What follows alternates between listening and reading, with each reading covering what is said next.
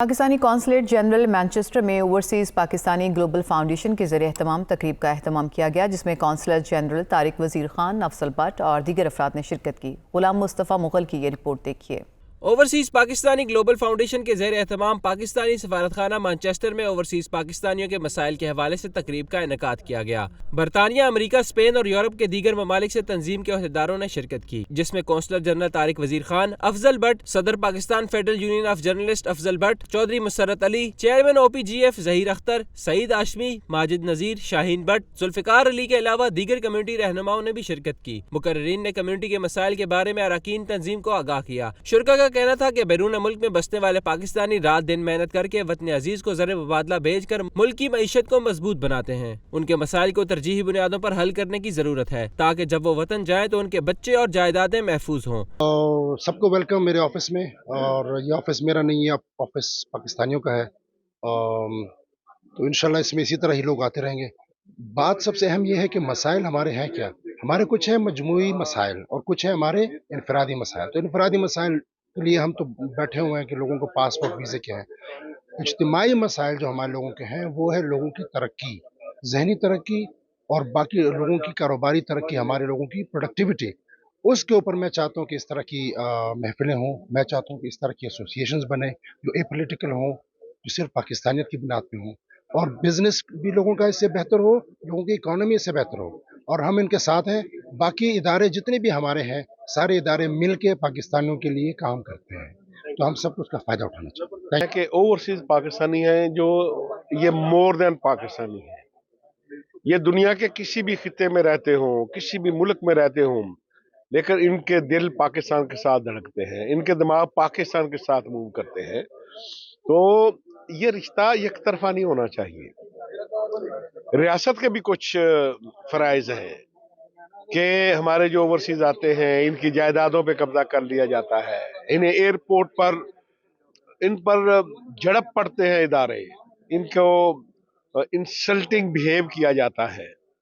तो मेरा ख्याल है ये कि स्टेट में जो भी लोग आए उन सब की ये जिम्मेदारी है कि जहां वो दीगर तरजीहात का तयन करते हैं और कुछ नहीं कर सकते तो ओवरसीज को अपनी पहली तरजीह में रख लें, तो मेरा ख्याल है आधे मसाइल इनके कम हो जाएंगे। हमने अदारों को ठीक करना है, हमने वहाँ के लोगों की इखलाकियात को बुलंद करना है, हमने वहाँ के एजुकेशन को ठीक करना है, हमने वहाँ पे सफाई के निज़ाम को बेहतर करना है, हमने मुल्क के अंदर अदल और इंसाफ को लाना है, हमने अदारों के अंदर इंसाफ लाना है, हमने रिश्वत को ख़त्म करना है, सिफारिश को ख़त्म करना है, उकरबा परवरी को ख़त्म करना है, बरादरी इज़्म को ख़त्म करना है, रंग और नस्ल के फ़र्क को ख़त्म करना है, अनपढ़ और पढ़े लिखे के फ़र्क को ख़त्म करना है। हमने इंसानियत की बुनियाद के ऊपर पाकिस्तान को बनाना है। इसलिए ये ओवरसीज़ पाकिस्तानी ग्लोबल फाउंडेशन जिस बुनियाद के ऊपर काम कर रही है वो यही है, ताकि मुल्क और कौम जो है वो बाइज़्ज़त तरीके से दुनिया के अंदर बाकी ममालिक की तरह जिए। कमीशन है, ओवरसीज पाकिस्तानी पंजाब कमीशन है, उसके साथ हमारा MOU साइन है, हम उनके साथ मिलकर काम कर रहे हैं ऑलरेडी। उसके साथ साथ वफाकी मुहतसिब का जो अदारा है, जब उनके यहाँ हाफिज एहसान साहब जो थे वो एडवाइज़र थे तो उन्होंने बहुत सारे मसाइल हमारे हल किए हैं। फरूकी साहब जब वफाकी मुहतसिब थे तो हमारा उनसे भी राब्ता है। उसके साथ साथ हम किसी सियासी जमात को टारगेट नहीं कर रहे हैं। हमारा मकसद ये है कि जो ओवरसीज पाकिस्तानी हैं वो रियासत का असासा होना चाहिए। हर तरह के सियासी ख्यालात के लोग जो हैं वो ओवरसीज पाकिस्तानी ग्लोबल फाउंडेशन में ऑलरेडी मौजूद हैं।